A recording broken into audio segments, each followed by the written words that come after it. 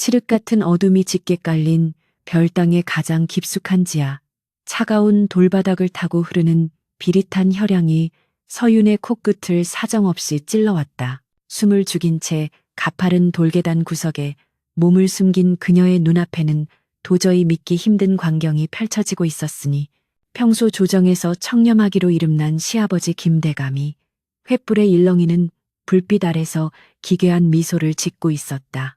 대감의 시선이 머무는 곳에는 굵은 쇠사슬에 사지가 묶인 채 짐승처럼 엎드린 사내가 있었고 그가 내뱉는 거친 숨소리는 마치 지옥에서 올라온 악귀의 포효처럼 지하실의 폐쇄된 공간을 가득 채우며 울려 퍼졌다.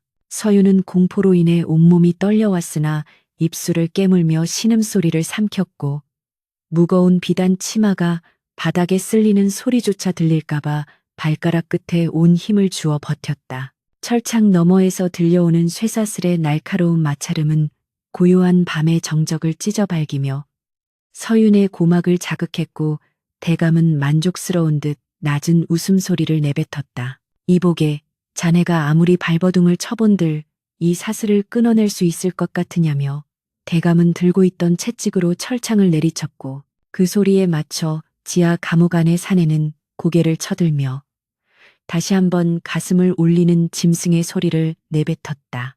그것은 인간의 언어가 아니었으며 오로지 고통과 분노만이 응축된 야생의 울부짖음이었기에 서윤은 저 사내가 과연 자신이 알던 그 온순했던 노비 돌쇠가 맞는지 의구심이 들 수밖에 없었다.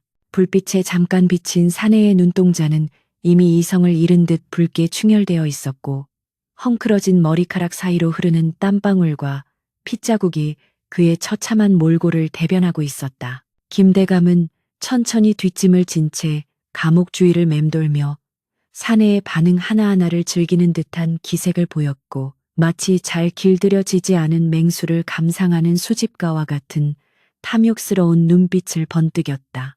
오직 나만이 너의 이 추악한 진실을 알고 있으며 오직 나만이 너를 이곳에서 숨쉬게 해줄 수 있다는 대감의 목소리는 평소의 인자함은 온데간데 없이 서늘한 광기로 가득 차 있었다.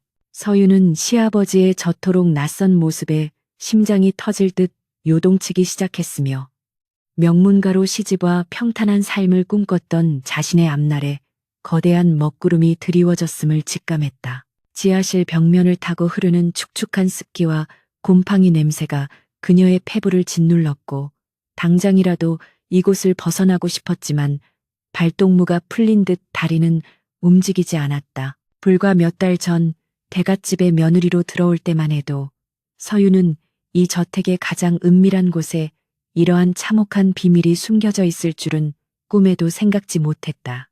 몰락해가는 가문을 일으키기 위해 정략 결혼의 길을 택한 그녀였기에 남편의 무관심과 시어머니의 냉대 정도는 충분히 견뎌낼 수 있으리라 다짐했건만 별당 지하에서 벌어지는 이 기괴한 연애는 그녀의 상상을 초월하는 것이었다. 대감은 품 안에서 작은 고깃덩이를 꺼내 철창 안으로 던져주었고 사내가 그것을 낚아채듯 씹어 삼키는 모습을 보며 기괴한 쾌락을 느끼는 듯 어깨를 들썩이며 웃어댔다. 그 모습은 마치 악마가 인간의 영혼을 농락하는 의식과도 같아 보여 서윤은 구역질이 올라오는 것을 간신히 참아내며 벽면에 거친 돌감을 손톱이 빠지도록 움켜쥐었다. 대감이 지하실의 무거운 철문을 잠그고 지상으로 올라가기까지 서윤은 숨을 멈춘 채 어둠 속에 동화되어 사라지기를 간절히 빌고 또 빌었다. 대감의 발소리가 완전히 사라지고 별당 주변에 다시 정적이 찾아왔을 때야.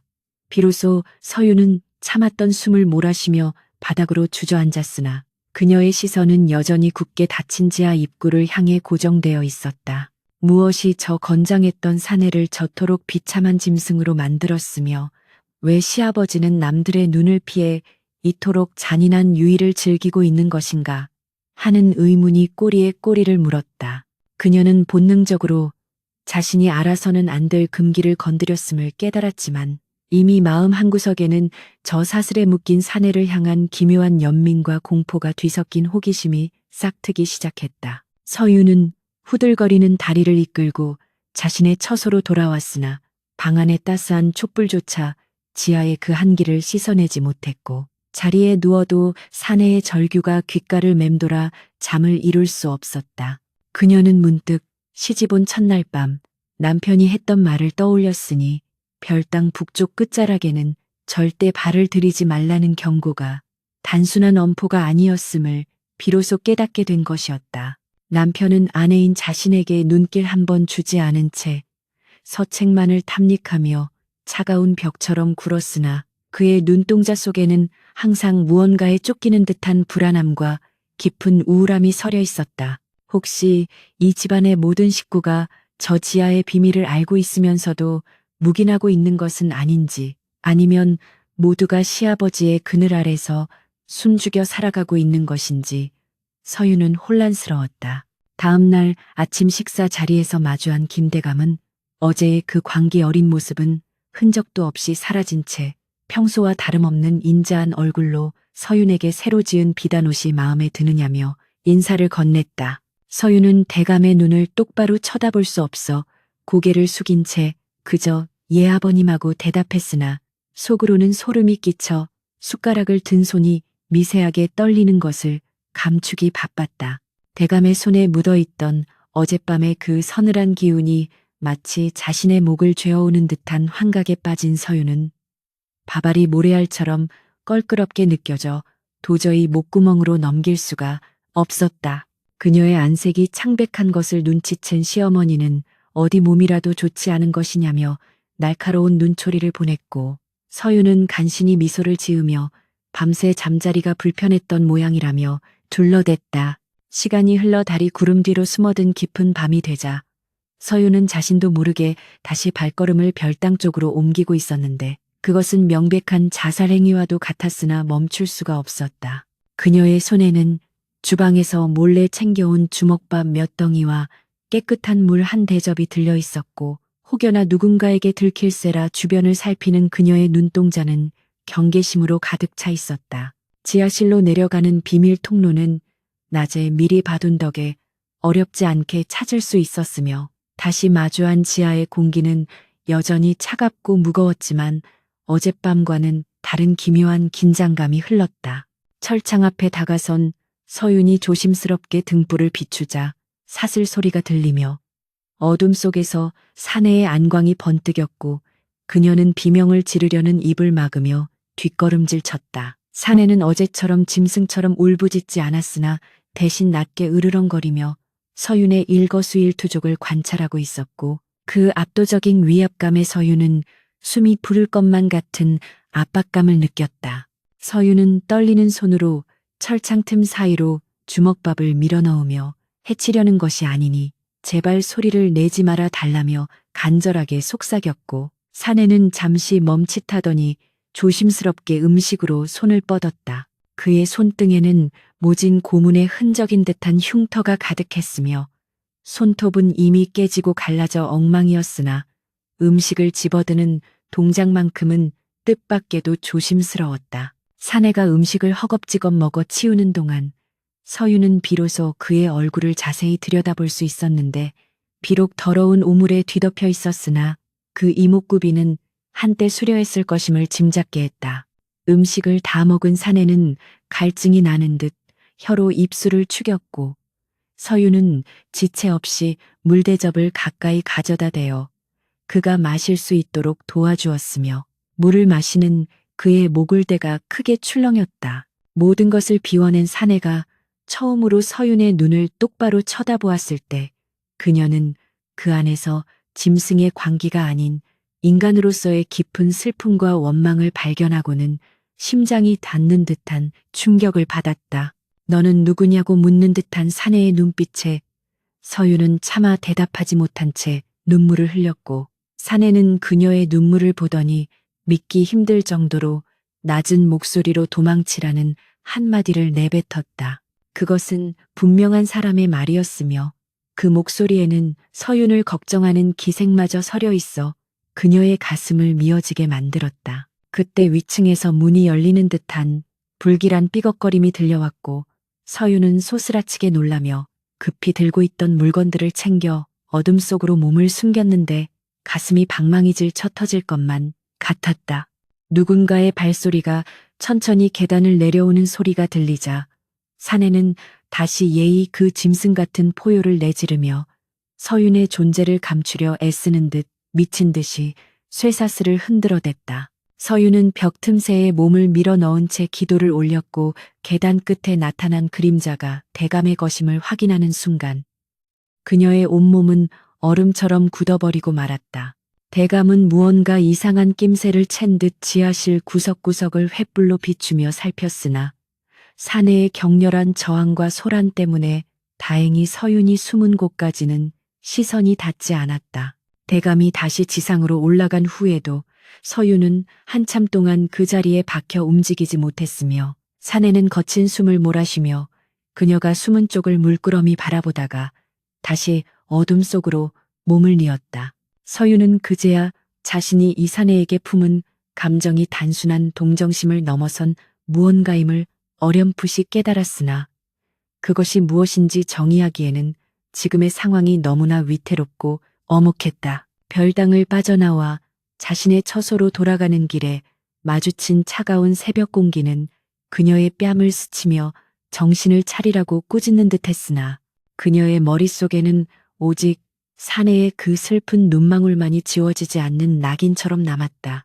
이제 그녀의 삶은 어제의 그것과는 결코 같을 수 없었으며 시아버지의 비밀과 사내의 절규가 얽힌 이 지옥 같은 저택에서 그녀만의 위험한 전쟁이 시작되고 있었다. 다음 날부터 서윤은 대감의 동태를 살피는 동시에 집안의 노복들로부터 돌쇠라는 사내에 대한 정보를 은밀히 수집하기 시작했으나 다들 그 이름만 들어도 얼굴색이 변하며 입을 닫았다. 그러던 중 오래전부터 대감댁의 안살림을 도와왔던 노상궁으로부터 돌쇠가 과거 대감의 충직한 호위무사였다는 충격적인 사실을 듣게 되었고 그가 왜 하루아침에 짐승으로 전락했는지에 대한 의구심은 더욱 커졌다. 노상궁은 서윤의 손을 꼭 잡으며 마님, 제발 더는 알려고 하지 마소서. 그것은 이 집안의 저주이며 알게 되는 순간 마님도 무사치 못할 것입니다. 라며 눈물로 호소했다. 서윤은 노상궁의 경고에도 불구하고 이미 돌이킬 수 없는 길에 들어섰음을 직감하며 자신이 받은 그 슬픈 눈빛의 진실을 밝혀내기 위해 목숨을 걸기로 마음먹었다. 어느덧 보름달이 차오르는 밤이 되자 대감의 광기는 더욱 극에 달해 지하실에서는 평소보다 더 처참한 비명이 들려왔고 서윤은 자신의 방에서 귀를 막은 채 흐느끼며 사내의 고통을 함께 나누었다. 그녀는 대감이 잠시 집을 비운 틈을 타 다시 지하실로 내려갈 계획을 세웠고 이번에는 그를 구출할 수 있는 도구나 혹은 그의 결박을 풀 수 있는 열쇠의 행방을 알아내리라 다짐했다. 하지만 서윤이 모르는 사이 대감의 신복인 집사가 그녀의 뒤를 밟기 시작했으며 별당 주변을 서성이는 그녀의 그림자가 대감의 잔인한 덫에 걸려들고 있다는 사실을 서윤은 전혀 인지하지 못하고 있었다. 가문의 명예라는 허울 아래 감춰진 추악한 욕망과 한 사내의 일생을 송두리째 앗아간 잔혹한 형벌, 그리고 그 사이에서 피어난 위태로운 연정은 이제 막 첫 장을 넘기고 있었다. 서윤은 거울에 비친 자신의 수척해진 얼굴을 바라보며 결연한 표정으로 비녀를 고쳐 꽂았고 소매 안에는 날카로운 은장도를 숨겨 넣으며 만약의 사태에 대비했다. 그녀에게는 이제 돌아갈 곳도 의지할 곳도 없었으나 지하에 갇힌 그 사내만큼은 반드시 인간으로서의 존엄을 되찾아주고 싶다는 강렬한 열망이 그녀를 움직이게 하는 유일한 동력이 되었다. 어둠이 다시 저택을 집어삼키고 모두가 잠든 시각, 서윤은 다시 한번 별당의 그 차가운 지하 계단을 밟으며 운명의 소용돌이 속으로 발을 내디뎠다. 그녀의 뒤로 들리는 나뭇잎 부딪히는 소리가 마치 누군가의 비웃음처럼 들려왔으나 서윤은 뒤돌아보지 않았고 오직 지하에서 자신을 기다리고 있을 그 사내의 눈빛만을 생각하며 어둠 속으로 사라져갔다. 이튿날 아침 별당 근처를 서성이는 서윤의 뒤로 서늘한 그림자가 드리워졌으니 그것은 김대감의 수족이자 집안의 바친 일을 도맡아 처리하는 최집사였다. 최집사는 가느다란 눈매를 더욱 좁히며 마님께서 어찌하여 이른 아침부터 발걸음이 닿지 않는 곳까지 나오셨느냐며 뼈 있는 물음을 던졌고 서유는 가슴이 철렁 내려앉았으나 애써 태어난 척 꽃구경을 하러 나왔을 뿐이라며 시선을 피했. 최 집사의 입가에 걸린 비릿한 미소는 마치 그녀의 모든 비밀을 꿰뚫어보고 있는 듯하여 소름이 끼쳤으며 그는 이내 대감마님께서 별당 근처의 정리는 각별히 신경 쓰라 명하셨으니 앞으로는 이쪽 출입을 삼가시는 게 좋을 것이라며 서늘한 경고를 남기고는 유유히 사라졌다. 서유는 그의 뒷모습을 바라보며 손바닥에 배어 나오는 식은땀을 닦아내었고 이제 단순히 시아버지만을 피하는 것이 아니라 저택 전체가 자신을 감시하는 거대한 감옥처럼 느껴져 숨이 막혀왔다. 안채로 돌아온 서윤을 기다리고 있었던 것은 시어머니인 정부인의 서슬퍼런 질책이었는데 부인은 서윤을 앉혀놓고 가풍을 어지럽히는 행동은 용납할 수 없다며 호통을 쳤다. 너의 거동이 심상치 않다는 말이 내 귀에까지 들려오니 어찌 된 일이냐며 다그치는 부인의 눈동자에는 며느리에 대한 불신과 더불어 무언가 감추고 싶은 자들의 전전긍긍함이 서려 있었다. 서유는 무릎을 꿇은 채 그저 송구하다는 말밖에는 할 수 없었으나 머릿속은 온통 지하 감옥의 그 사내와 최집사의 감시망을 어떻게 뚫어야 할지에 대한 생각뿐이었다. 시어머니는 한참 동안이나 가문의 명예와 법도를 운운하며 서윤을 압박했고 그럴수록 서윤은 이 화려한 기와집 아래 도사린 추악한 진실이 얼마나 깊고 어두운 것인지 새삼 절감하며 입술을 굳게 다물었다. 김대감은 낮 동안 조정의 대소사를 논하며 만백성의 추앙을 받는 명망 높은 고관의 모습으로 살아가고 있었으나 서유는 이제 그의 인자한 미소 뒤에 숨겨진 악마의 얼굴을 보았다. 그는 퇴근 후 서재에서 향을 피우며 조용히 서책을 읽는 척 하다가도 모두가 잠든 자정이 되면 어김없이 그 기괴한 취미를 즐기기 위해 별당 아래로 향하는 것이었다. 서유는 자신의 방창틀 너머로 보이는 별당의 희미한 불빛을 보며 시아버지가 저토록 집요하게 돌쇠를 괴롭히는 이유가 단순한 가학심 때문인지 아니면 그 사내가 가진 어떤 비밀 때문인지 파헤치고 싶어 견딜 수 없었다. 그녀는 남편인 영식의 방을 찾아가 슬쩍 돌쇠에 대해 물으려 했으나 영식은 술 기운에 취해 그저 세상 천지에 믿을 놈 하나 없다며 횡설수설할 뿐 아내의 질문에는 대답을 회피했다. 며칠간의 삼엄한 감시 끝에 서유는 최집사가 대감의 심부름으로 멀리 출타한 틈을 타 다시 한번 지하실로 내려갈 기회를 잡았는데 이번에는 상처를 닦아줄 약재와 부드러운 천을 준비했다. 계단을 내려가자마자 느껴지는 퀴퀴한 악취와 사슬 소리는 여전했으나 사내는 서윤의 발소리를 기억하는 듯 이전처럼 날카로운 경계심을 드러내지는 않았다. 서윤은 철창 틈으로 손을 뻗어 사내의 팔에 난 깊은 상처를 조심스럽게 닦아내기 시작했고 차가운 약재가 살에 닿자 사내는 몸을 잘게 떨면서도 그녀의 손길을 거부하지 않았다. 당신은 왜 이곳에 갇히게 된 것이냐며 대감이 당신에게 무엇을 원하는 것이냐며 서윤이 울먹이며 묻자 사내는 한참 동안 침묵을 지키다 떨리는 목소리로 나를 죽이지 않는 것이 저 인간의 유일한 즐거움이라 대답했다. 사내의 말에 따르면 김대감은 과거 자신의 앞길을 가로막던 정적들을 제거하는 과정에서 돌쇠를 사냥개처럼 부렸으나 공을 세운 그를 포상하기는커녕 오히려 입막음을 위해 짐승으로 만들었다는 것이다. 대감은 돌쇠가 인간으로서의 자아를 완전히 잃고 오로지 본능에만 충실한 야수가 되어가는 과정을 지켜보며 자신의 권력이 신의 영역에 닿아 있다는 착각에 빠져 기쁨을 느낀다고 했다. 서유는 인간이 인간에게 이토록 잔인할 수 있다는 사실에 몸서리를 쳤으며 사내의 목에 채워진 쇠사슬이 단순히 그의 육신을 묶는 것이 아니라 대감의 뒤틀린 욕망의 상징임을 깨달았다. 사내는 서윤에게 이제 그만 오시라며 마님마저 저 악마의 손에 희생되는 것을 보고 싶지 않다며 거친 손으로 그녀의 손을 밀어냈으나 그 눈빛만큼은 애처로움으로 가득 차 있었다.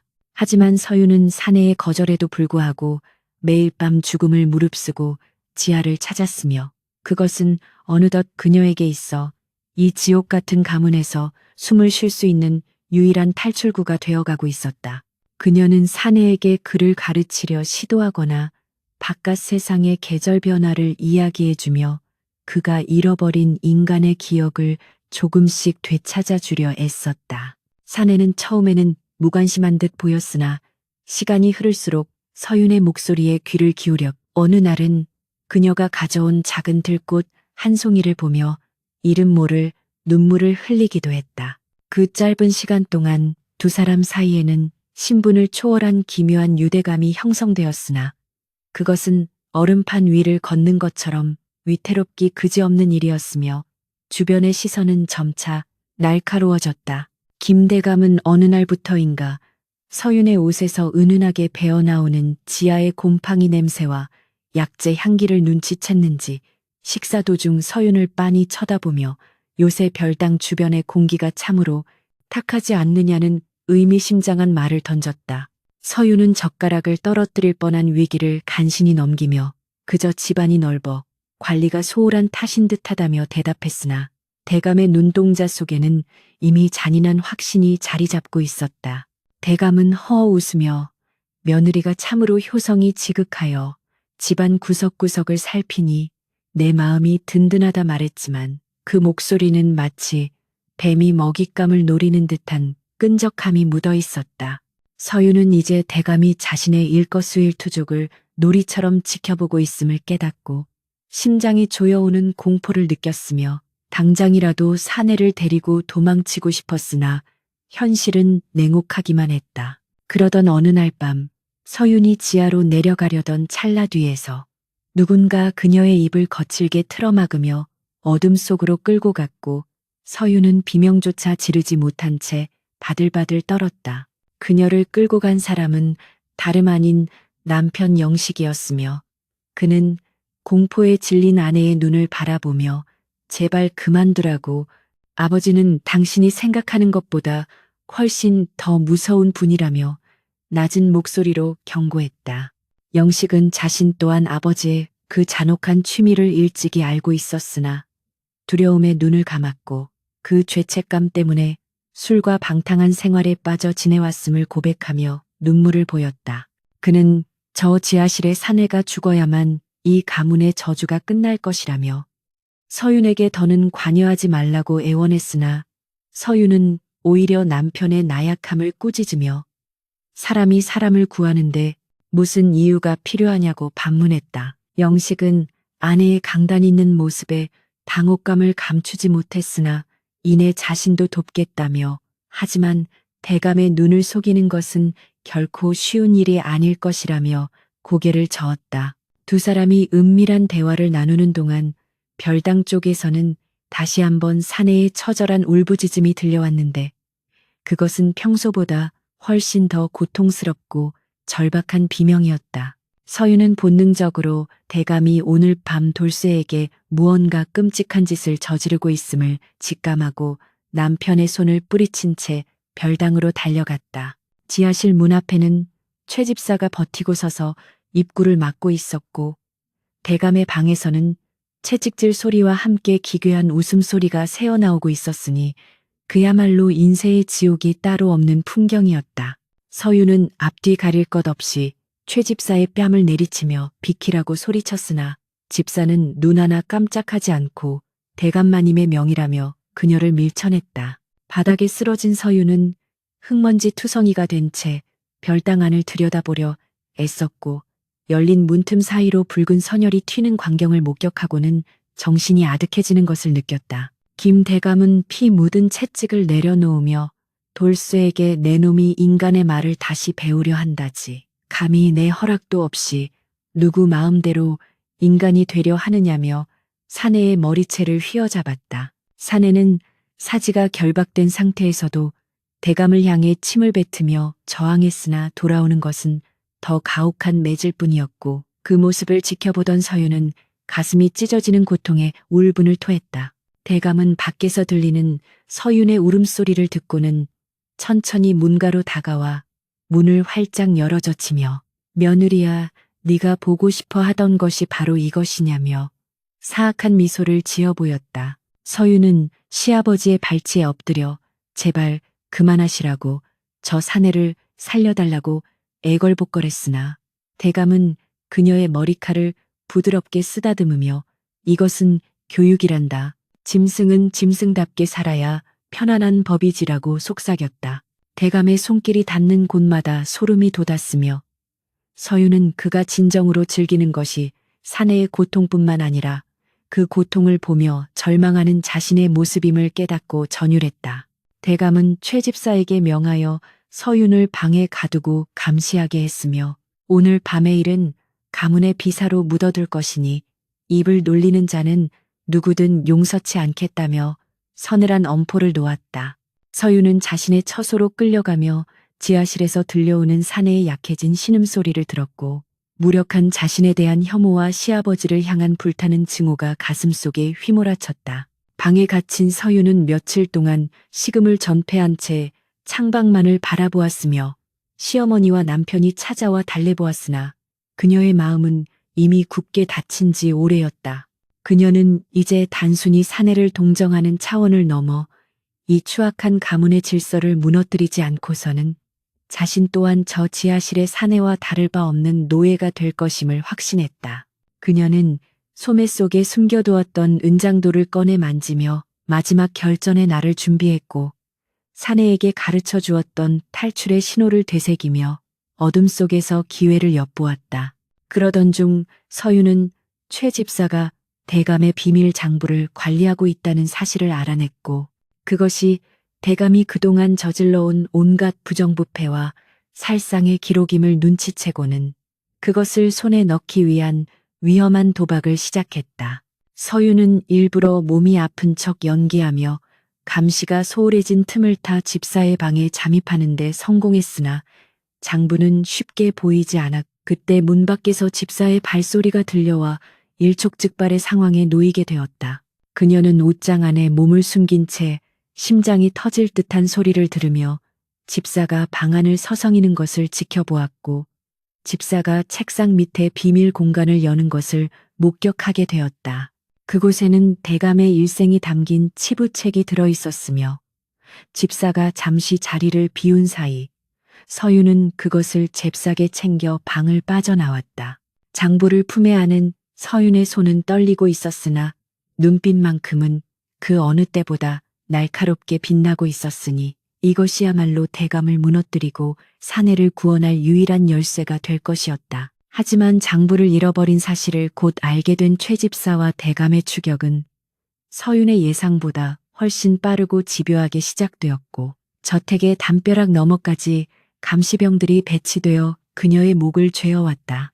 서윤은 이제 더는 물러설 곳이 없음을 깨닫고 장부를 안전한 곳에 숨긴 뒤 마지막으로 지하실의 사내를 찾아가 작별 인사를 나누기로 결심했다. 그녀는 어둠을 틈타 마지막 힘을 다해 지하실로 내려갔고 사내에게 장부의 위치를 알려주며 만약 일이 잘못되면 당신이라도 이것을 들고 도망쳐 진실을 밝혀달라며 눈물로 호소했다. 사내는 서윤의 손을 꼭 잡으며 죽어도 당신을 혼자 두지 않겠다며 처음으로 인간의 의지가 담긴 결연한 목소리를 내뱉었고 두 사람의 운명은 이제 돌이킬 수 없는 최후의 항전을 향해 치닫고 있었다. 밤이 깊어지자 별당 주변에는 횃불을 든 무사들이 하나둘 모여들기 시작했고 대감의 서늘한 목소리가 정적을 깨며 서윤을 불러냈다. 네가 가진 것을 내놓으면 목숨만은 살려주마라는 대감의 제안은 달콤한 독약처럼 들려왔으나 서윤은 장부를 품에 안은 채 지하실 문을 굳게 걸어 잠그고 사내의 곁을 지켰다. 철창 너머로 서로를 바라보는 두 사람의 눈동자에는 더는 공포가 아닌 서로를 향한 깊은 신뢰와 사랑, 그리고 불의에 맞서는 용기가 서려 있었다. 대감의 거친 발소리가 계단을 울리며 다가오고 무거운 철문이 부서질 듯 흔들리는 가운데 서유는 사내의 손등 위에 자신의 손을 겹치며 나지막이 속삭였다. 우리에게 다음 생이 있다면 그곳에선 부디 사슬없는 세상에서 평범하게 만나자고. 그 말과 함께 지하실에는 장엄하면서도 슬픈 정막이 내려앉았다. 지하실의 육중한 목조문이 도끼질 몇 번에 비참하게 쪼개지며 먼지 구름을 일으켰고 그 틈으로 김대감의 서슬퍼런 눈빛이 번뜩이며 들어오자 서유는 품에 안은 치부책을 더욱 세차게 움켜쥐었다. 대감은 피 묻은 손으로 소매를 걷어붙이며 가소롭다는 듯 코웃음을 쳤고 내까지 계집이 감히 가문의 안녕을 담보로 도박을 하려 드느냐며 지하실 천장이 울리도록 호통을 쳤다.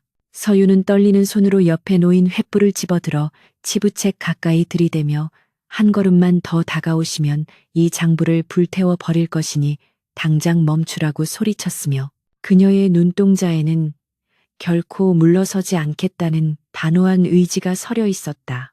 대감은 며느리의 의외의 강단에 잠시 주춤했으나 이내 비열한 미소를 지으며 그 장부가 없어진다고 한들 이 나라 법도가 나를 어찌할 수 있을 것 같으냐며 서서히 거리를 좁혀왔다. 철창 안에서 이 광경을 지켜보던 사내의 눈에는 다시금 야수와 같은 핏발이 섰으며 그는 서윤을 보호하려는 듯 쇠사슬이 끊어져라 몸을 내던지며 울부짖었다.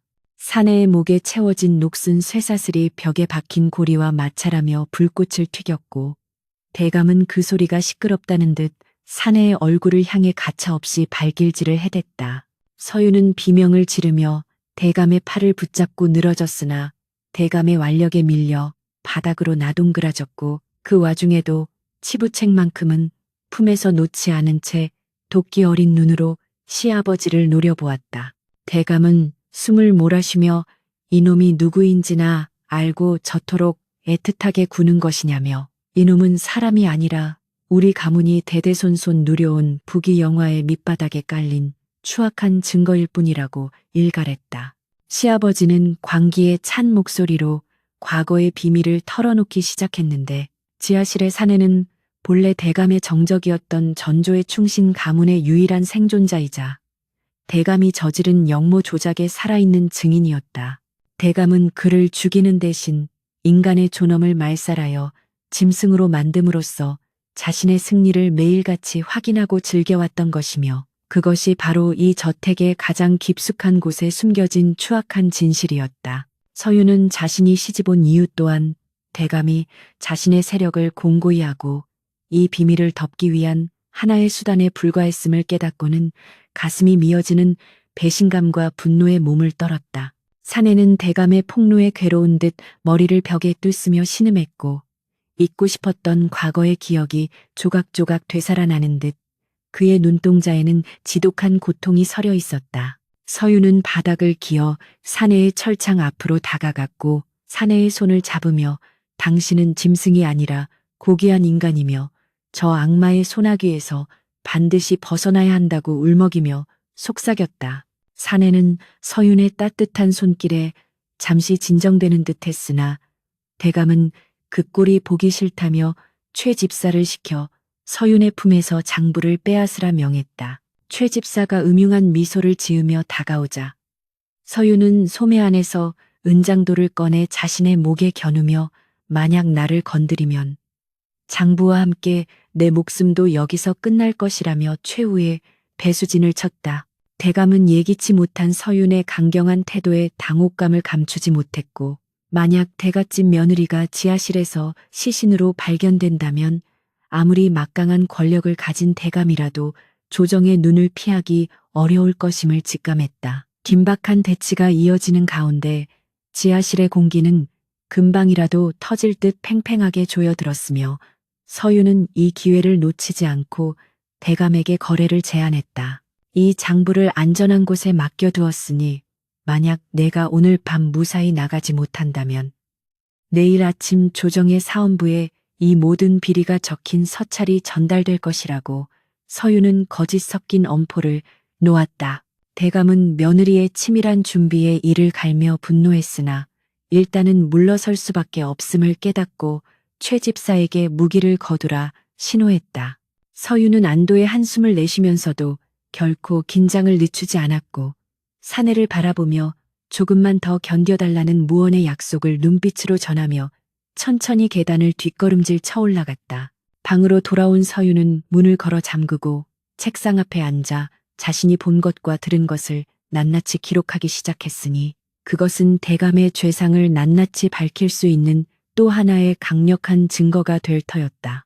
그녀는 남편 영식이 비록 유약하나마 일말의 양심은 남아있으리라 믿고 그를 불러 지하실의 진실을 다시 한번 확인시켰으며 영식은 아버지의 잔혹한 범죄 사실에 경악하며 눈물을 흘렸다. 영식은 자신이 평생 아버지를 두려워하며 외면해온 결과가 한 인간의 삶을 이토록 처참하게 파괴했다는 사실에 깊은 자괴감을 느꼈고 결국 아내인 서윤을 도와 아버지를 멈추게 하는데 힘을 보태기로 결심했다. 두 사람은 밤을 새워 대감의 감시망을 뚫고 도성 밖에 믿을 만한 지인에게 장부를 전달할 계획을 세웠으며 그것은 목숨을 건 위험천만한 도박이었다.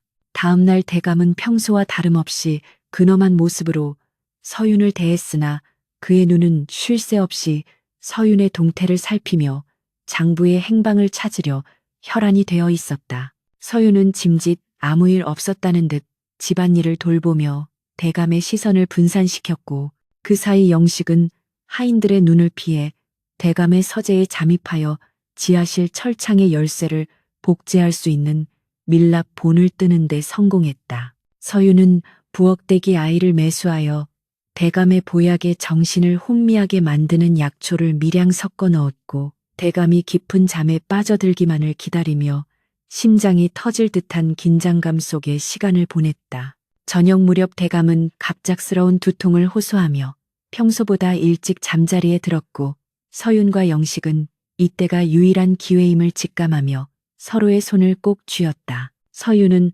다시 한번 어둠을 틈타 별당으로 향했으며 이번에는 영식이 복제해온 열쇠와 사내의 상처를 치료할 약을 두둑이 챙겨 만반의 준비를 갖추었다. 지하실로 내려가는 길목에는 대감의 호위무사들이 배치되어 있었으나 영식이 미리 술에 취한 척 연기하며 그들의 주의를 끄는 사이 서윤은 쥐새끼처럼 날렵하게 지하실 안으로 몸을 숨길 수 있었다. 사내는 서윤을 보자마자 반가움보다는 걱정스러운 눈빛을 보냈으나 서윤이 열쇠를 꺼내 보이자 그의 눈동자에는 평생 보지 못했던 희망의 빛이 서서히 차오르기 시작했다. 서윤은 떨리는 손으로 사내의 목과 손목에 채워진 자물쇠를 하나씩 풀어나갔고 마침내 묵직한 쇠사슬이 바닥으로 떨어지며 날카로운 금소금을 내자 두 사람은 동시에 숨을 멈추었다. 사내는 수년 만에 되찾은 자유의 무게가 낯설었는지 한동안 자리에 주저앉아 떨리는 손으로 자신의 목을 어루만졌으며 서윤은 그런 사내를 일으켜 세우며 이제 시간이 없으니 어서 이곳을 빠져나가야 한다고 재촉했다. 그러나 사내는 서윤의 손을 정중히 거절하며 내가 도망가면 마님이 위험해질 것이라며 자신이 남아서 대감의 죄를 직접 세상에 알리겠노라는 굳은 결의를 보였다. 서윤은 그의 고집에 가슴이 미어지는 듯 했으나 사내의 눈에서 짐승이 아닌 한 가문의 명예를 지키려는 무사의 기계를 발견하고는 고개를 끄덕일 수밖에 없었다. 두 사람은 지하실 안에서 대감의 비밀 장부들을 하나하나 찾아내어 묶었으며 대감이 은닉해둔 금괴와 부정부패의 증거물들을 확보하여 세상 밖으로 드러낼 준비를 마쳤다. 그때 지상에서 거친 고함과 함께 횃불의 불빛이 지하실 계단으로 쏟아져 들어오기 시작했으니 약기운에서 깨어난 대감이 서윤의 계략을 눈치채고 무사들을 이끌고 들이닥친 것이었다.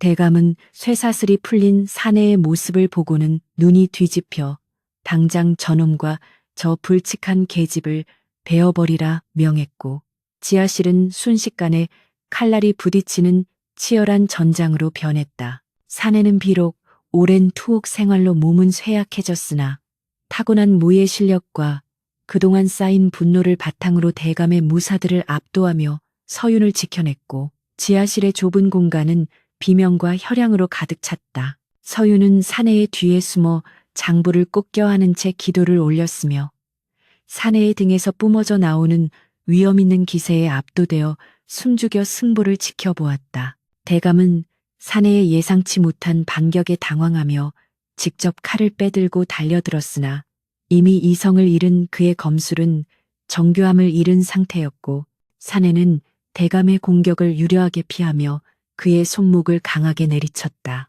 대감의 손에서 칼이 떨어지며 지하실 바닥을 굴렀고 사내는 대감의 목에 차가운 칼끝을 겨누며 당신이 그토록 경멸하던 짐승의 손에 죽는 기분이 어떠냐고 낮게 읊조렸다.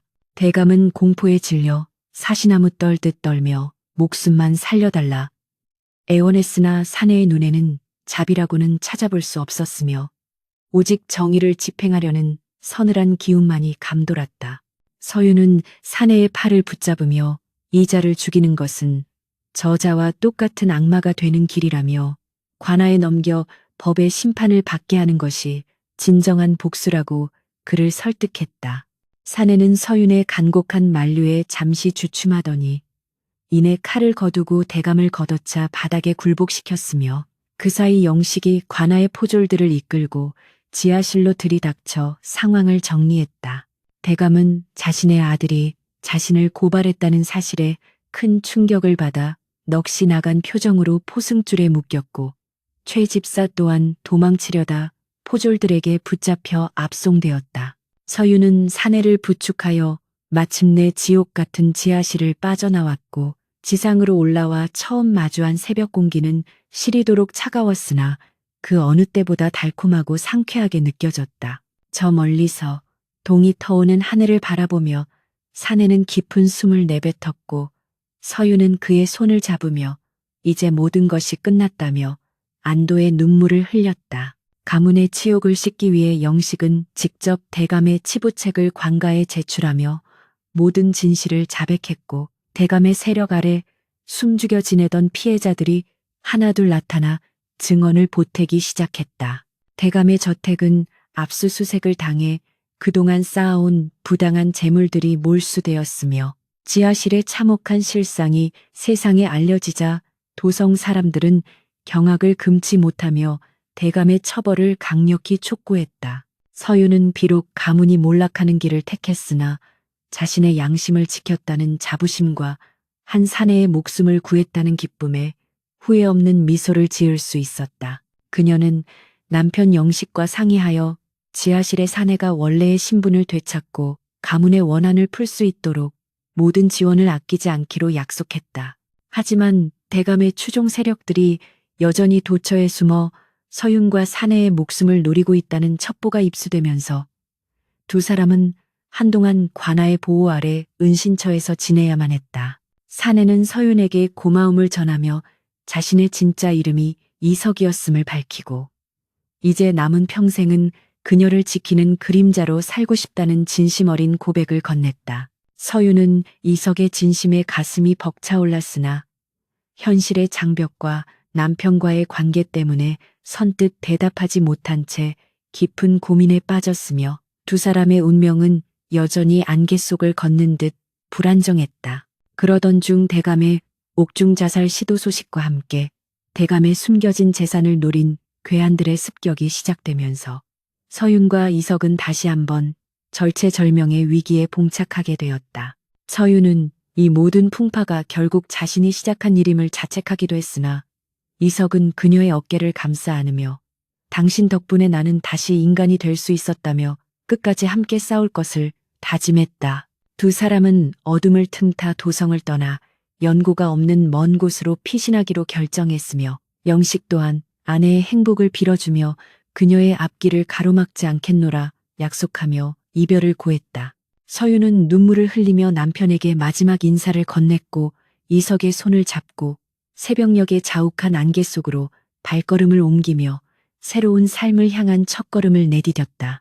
뒤돌아본 대감의 저택은 화려한 기와 지붕 아래 여전히 어두운 그림자를 드리우고 있었으나 서윤의 가슴 속에는 이미 찬란한 태양이 떠오르고 있었다. 의금부 추국장은 서슬퍼런 칼날이 감도는 듯한 긴장감 속에 만조백관의 시선이 집중되어 있었으며 상선관의 추상 같은 호령이 떨어지자 김대감은 포승줄에 묶인 채 차가운 돌바닥에 무릎을 꿇려졌다. 평소 위엄 넘치던 관복 대신 죄수복을 입은 그의 몰골은 처참했으나 여전히 그 눈빛만은 오만함을 버리지 못한 채 나를 시기하는 자들의 모함이라며 소리를 높여 자신의 무고함을 주장하고 있었다. 국문장에 울려 퍼지는 대감의 고함은 지조 있는 대신에 그것이 아니라 파멸을 앞둔 자의 최후 발악과도 같아 보였으며 지켜보는 이들의 눈살을 찌푸리게 하기에 충분했다.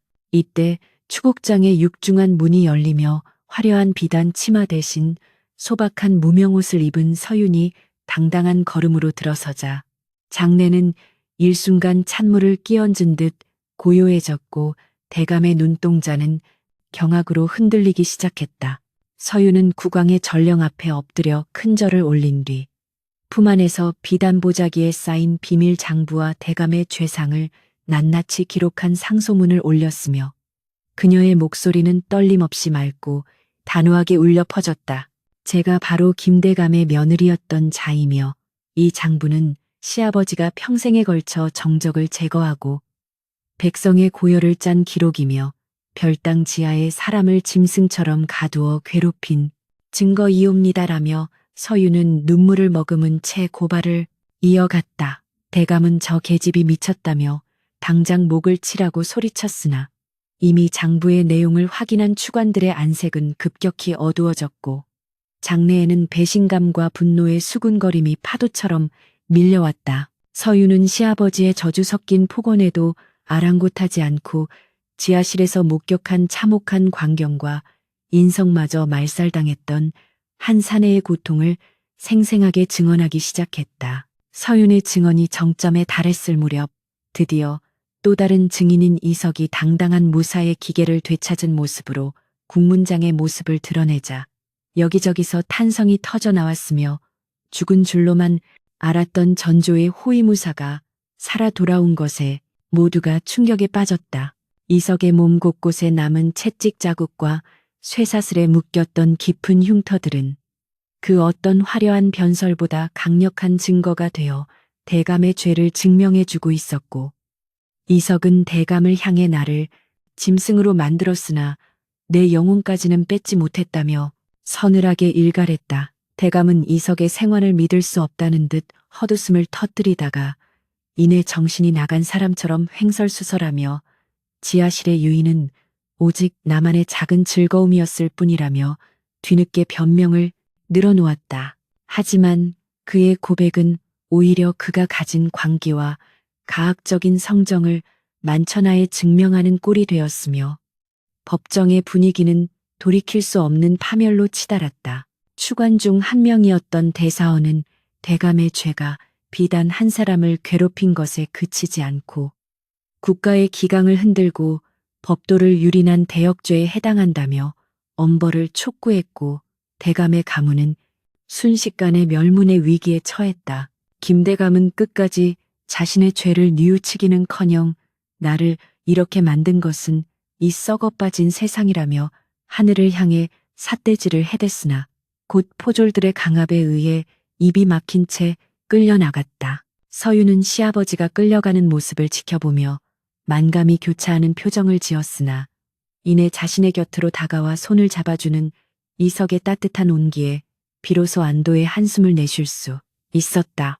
그녀는 가문을 배신한 며느리라는 세간의 비난을 감수해야 했으나 정의를 바로 세우고 억울한 영혼을 구했다는 사실 하나만으로도 충분히 보상받는 기분을 느꼈다. 국문이 끝난 후 의금부 앞마당에는 모여든 백성들이 대감의 처벌을 환호하며 만세를 불렀고 그동안 대감의 위세에 눌려 숨죽여 지내던 이들이 저마다의 억울함을 호소하며 관가로 몰려드는 진풍경이 벌어졌다. 서윤은 남편 영식과 마지막 면회를 가졌는데 영식은 아내의 용기 있는 행동을 원망하기는커녕 오히려 자신을 대신해 가문의 업보를 끊어주어 고맙다며 눈물로 이별을 고했다. 영식은 가문의 재산을 모두 몰수당하고 유배길에 오르게 되었으나 그의 눈빛은 오히려 과거에 방황하던 시절보다 맑고 평온해 보였기에 서윤 또한 미련 없이 돌아설 수 있었다. 그녀는 이제 대감의 며느리도 누구의 아내도 아닌 오직 서윤이라는 한 인간으로서 세상에 홀로 서게 되었으며 그 곁에는 평생을 약속한 이석이 든든한 버팀목처럼 서 있었다. 대감의 처형 날짜가 정해지자 도성하는 온통 그 이야기뿐이었으며 권세가 하늘을 찌르던 고관이 한순간에 사형수가 되어 형장의 이슬로 사라지게 된 인과응보는 만인에게 커다란 교훈을 안겨주었다. 처형장으로 향하는 대감의 수레 위로 백성들은 돌을 던지며 분노를 표출했고 대감은 마지막 순간까지도 무언가 억울한 듯 입을 뻥긋거렸으나 이미 그를 향한 동정의 눈길은 그 어디에도 존재하지 않았다. 서윤과 이석은 멀리서 그 광경을 지켜보며 지옥 같았던 별당 지하의 기억을 마음속에서 영원히 씻어내기로 했으며 서로의 상처를 보듬으며 새로운 희망의 씨앗을 가슴에 품었다. 이제 두 사람에게 남은 것은 비바람치는 세상 속에서도 꺾이지 않는 들꽃처럼 꿋꿋하게 자신들의 삶을 일구어 나가는 일뿐이었다. 대감의 몰락과 함께 비밀 지하 감옥은 완전히 폐쇄되었고 그 자리에는 억울하게 죽어간 영혼들을 위로하는 작은 사당이 세워져 다시는 이 땅에 그런 참혹한 일이 반복되지 않기를 기원하는 사람들의 발길이 이어졌다. 이석은 과거의 신분을 회복할 수도 있었으나 명예나 권력보다는 서윤과 함께하는 평범한 삶을 선택하며 그녀의 고향 근처 산골 마을로 거처를 옮기기로 결심했다. 서윤은 자신을 키워준 가문과 시댁 모두를 잃었으나 진정한 사랑과 정의를 얻었기에 그 무엇도 두렵지 않았으며 이석과 함께 걷는 그 길이 비록 험난한 자갈길일지라도 행복할 것임을 믿어 의심치 않았다. 두 사람은 도성을 떠나기 전 지하실에서 고통받던 시절 이석이 그토록 그리워하던 맑은 냇가에 앉아 서로의 이름만을 부르며 한참 동안 눈물을 흘렸다. 새로운 삶을 시작하기 위해 짐을 꾸리는 서윤의 손길은 가벼웠으며 그녀는 예전에 입던 화려한 비단옷들을 모두 가난한 이웃들에게 나누어 주고 오직 이석이 선물한 소박한 나무, 비녀 하나만을 소중히 간직했다. 이석 또한 무사로서의 칼을 내려놓고 농기구를 손질하며 짐승이 아닌 사람으로서 땀 흘려 일하는 기쁨을 배우기 시작했고 그의 얼굴에서는 예의, 그 핏발선 광기가 사라지고 인자한 미소가 자리를 잡았다.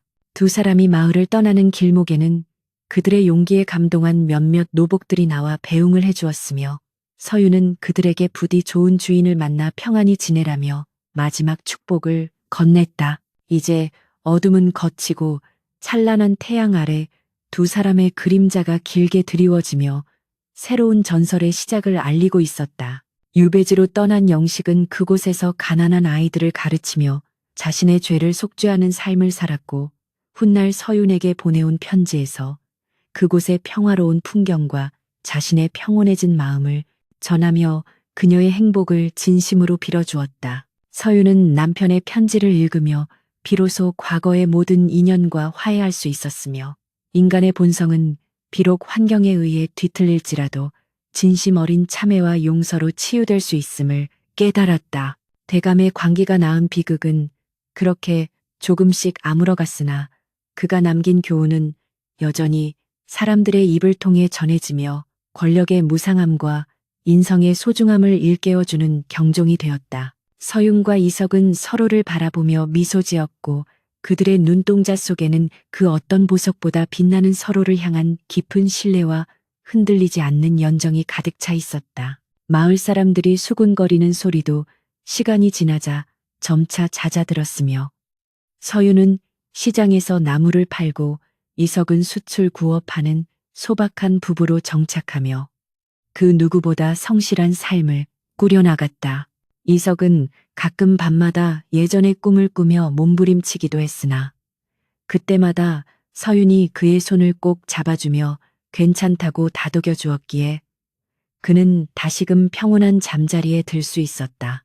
지하실의 사슬 소리는 이제 멀리 사라진 환청일 뿐이었고 대신 그들의 집 마당에는 이름 모를 산새들의 지저김과 서윤이 심은 꽃나무들의 향기가 가득 메워지며 삶의 기쁨을 노래했다. 두 사람은 가끔 마을 어귀에 커다란 느티나무 아래 앉아 지나온 시간들을 돌이켜보며 만약 우리가 그때 지옥을 견디지 못했다면 지금의 이 평화를 맛볼 수 있었겠느냐며 서로를 격려했다. 대감의 지하실에서 시작된 그 기괴하고도 처절했던 인연은 이제 한편의 전설처럼 가슴에 남았으며 서유는 매일 아침 떠오르는 해를 보며 살아있음의 고귀함을 온몸으로 느끼며 감사하는 마음을 잊지 않았다. 그녀는 글을 모르는 마을 아이들에게 문자를 가르치고 병든 노인들을 돌보며 시아버지와는 정반대의 길, 즉 사람을 살리고 세우는 길을 묵묵히 걸어갔다.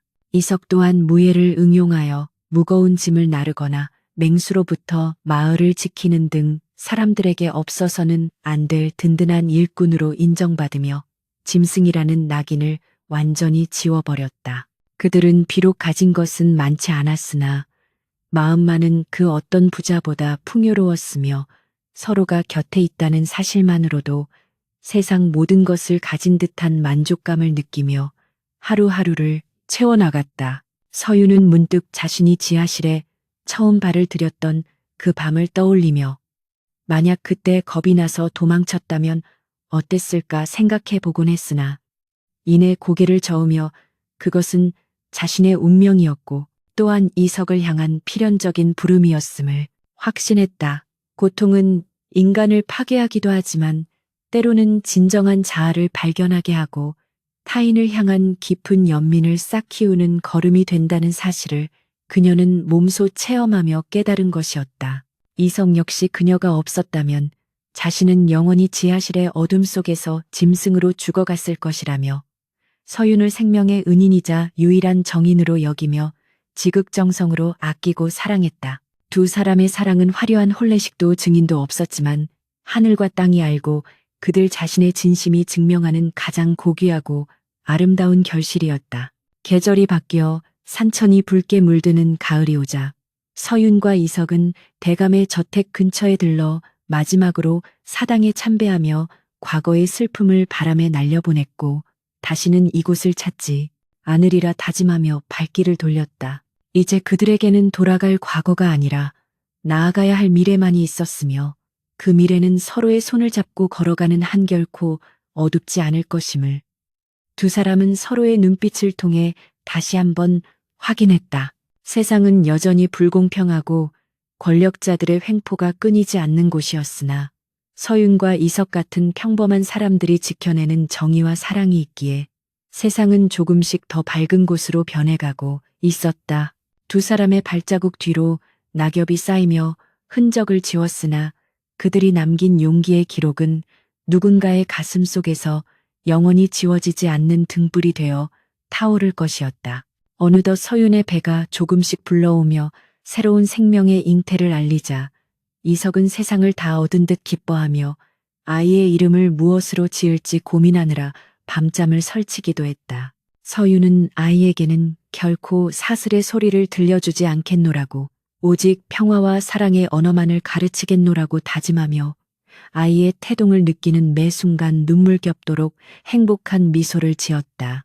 그녀의 뱃속에서 자라는 생명은 과거의 원한과 비극을 씻어내고 새로운 세상을 열어갈 축복의 상징이었으며 이석은 그 아이를 위해 더욱 굳세고 정직한 아버지가 되겠노라 맹세했다.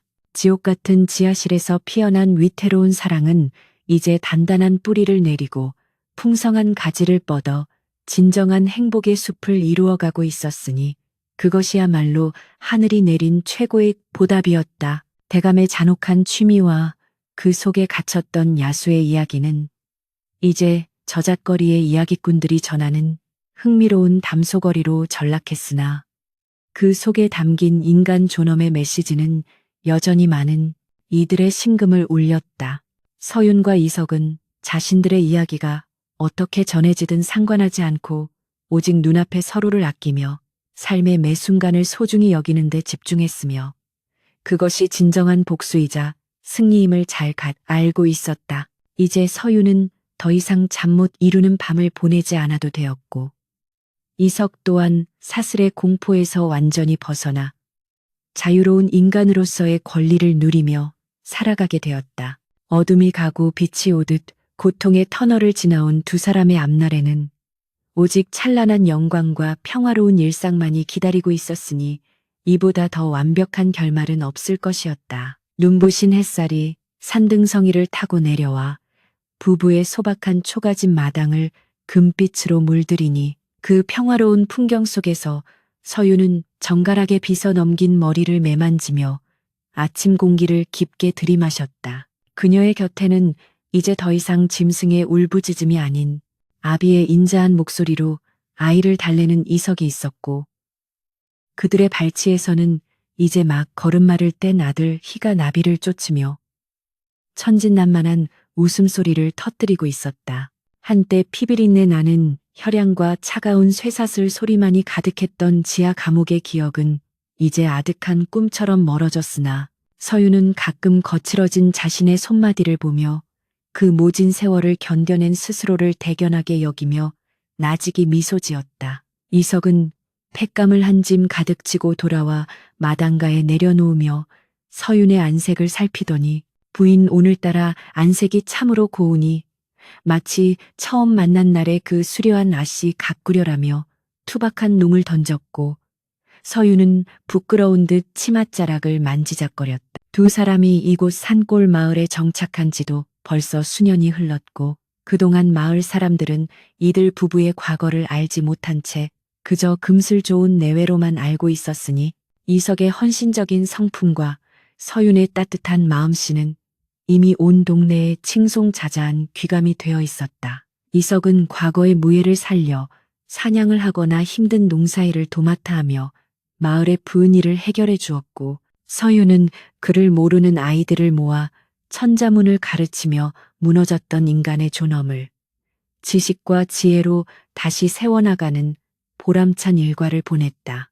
그들에게는 이제 화려한 비단옷이나 대궐 같은 기와집은 없었으나 매일 아침 함께 맞이하는 따스한 국밥 한 그릇과 서로를 향한 변치 않는 눈빛이 세상 그 무엇보다 귀한 보석임을 잘 알고 있었다. 마을 어귀에 핀 이름 모를 들꽃조차도 지하실의 어둠 속에서 갈구하던 햇살의 은총임을 알기에 서유는 작은 풀 한 포기조차 함부로 대하지 않는 지극한 생명 경외의 마음을 갖게 되었다. 어느덧 해가 중천에 떠오르자 서유는 이석의 땀을 닦아줄 수건을 챙겨 들고 툇마루에 앉아 잠시 생각에 잠겼는데 문득 도성에서 들려온 소식들이 뇌리를 스쳐 지나갔다. 김대감의 저택은 몰락한 뒤로 흉가가 되어 귀신이 나온다는 흉흉한 소문만이 무성하다 하고 그가 그토록 아꼈던 권력과 재물은 흔적도 없이 사라져 이제는 그 누구도 그의 이름을 입에 올리지 않는다는 것이었다. 권력이라는 것이 한낮 아침 이슬처럼 덧없는 것임을 그리고 남을 억누르고 괴롭히며 얻은 쾌락이 결국 자신을 파멸로 이끄는 독약이었음을 시아버지는 저승에서나마 깨닫고 있을지 서유는 씁쓸한 한숨을 내뱉었다.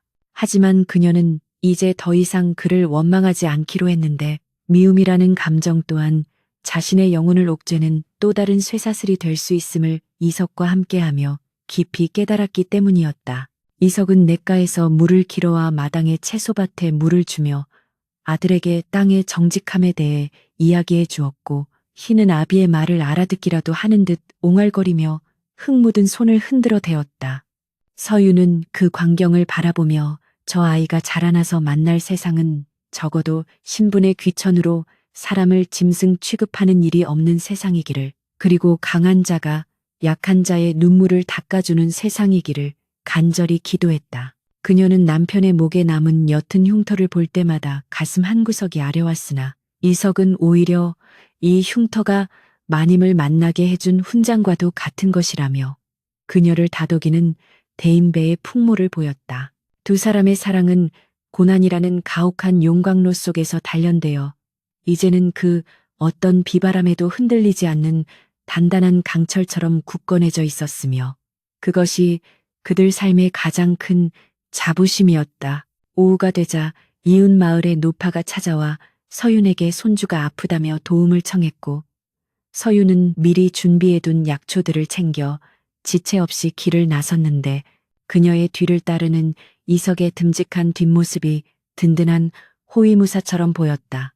서유는 마을 사람들을 돌보며 시어머니가 가르쳐 주었던 엄격한 가풍 대신 사람의 온기가 담긴 인정을 베풀었고, 덕분에 그들의 집은 늘 사람들의 발길과 웃음이 끊이지 않는 마을의 사랑방 같은 곳이 되었다. 지하실의 사내가 짐승처럼 으르렁대던 시절을 생각하면 지금의 이 평온함은 기적과도 같았으며, 서유는 매일 밤 잠들기 전 하늘을 향해 이 기적이 깨지지 않기를 빌며 감사의 눈물을 흘리곤 했다.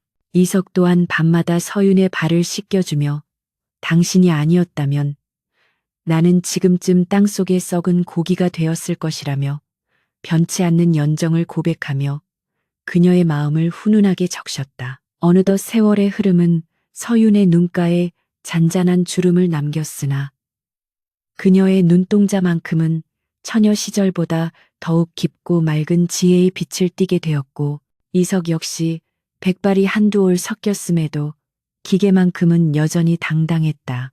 그들은 가끔 도성을 향해 절을 올리며 비록 유배지에 있으나 양심을 지킨 남편 영식의 평안을 빌어주었고, 영식 또한 가끔 인편을 통해 소박한 선물과 편지를 보내오며 그들의 행복을 진심으로 축하해 주었다. 인간의 인연이란 참으로 묘하여 악연으로 시작된 관계조차 진실한 뉘우침과 용서가 있다면 이토록 아름다운 결실을 맺을 수 있다는 것을 서유는 자신의 삶을 통해 증명해 보이고 있었다. 그들이 일군 밭에서 자라난 곡식들은 마을의 굶주린 이들에게 나누어졌고, 그들이 심은 나무들은 훗날 길손들의 편안한 쉼터가 되어 두 사람의 이름 없는 선행을 세상에 알리고 있었다. 어느 해 겨울, 유난히 눈이 많이 내리던 밤에 서윤과 이석은 화로 앞에 앉아 고구마를 익히며 옛 이야기를 나누었는데, 이제는 그 참혹했던 지하실의 기억도 한편이 슬픈 전설처럼 담담하게 말할 수 있게 되었다. 이석은 부인의 손을 꼭 잡으며 그때 내가 철창을 부수고 나갔을 때 마님이 보여준 그 눈물을 평생 잊지 못할 것이오라고 말했고, 서유는 그의 어깨에 머리를 기대며 저도 당신의 그 슬픈 눈망울을 본 순간 이미 제 운명을 예감했었지요. 라고 화답했다. 창밖에는 소리 없이 눈이 쌓여 온 세상을 하얗게 덮어가고 있었는데, 그것은 마치 세상의 모든 추악함과 고통을 덮어주려는 하늘의 자비처럼 보였으며 부부의 마음속에도 말할 수 없는 평온함이 깃들었다.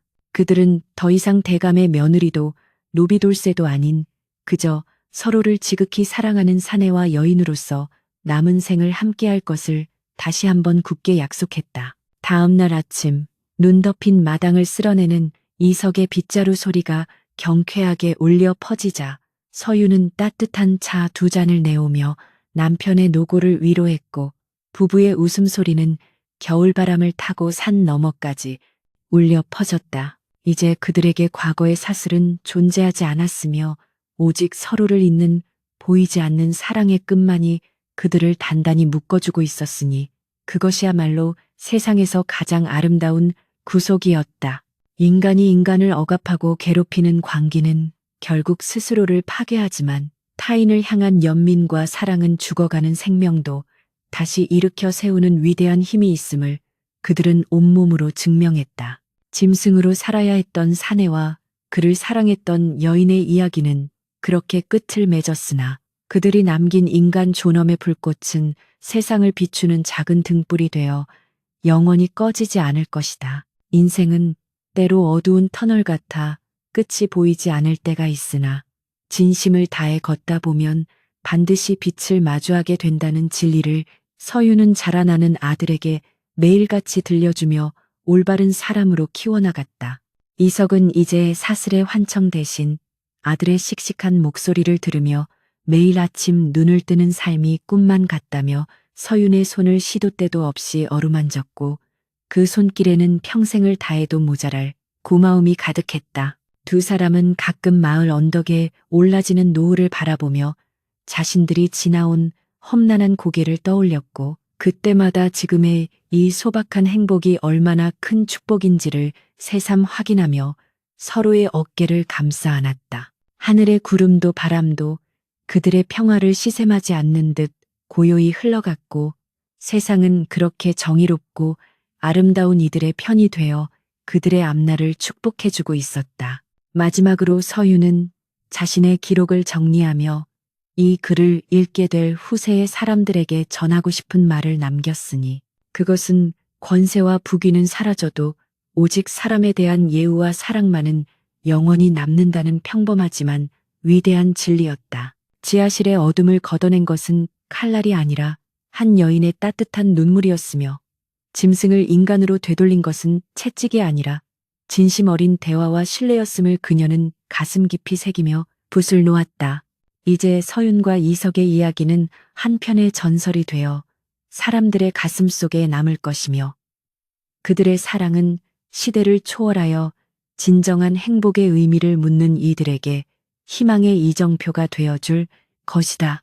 새벽별이 지고 새로운 해가 떠오르는 아침, 부부는 손을 맞잡고 자신들의 작은 천국인 초가집을 향해 걸어갔으며 그들의 발자국 뒤로 찬란한 평화의 서광이 눈부시게 쏟아져 내렸다.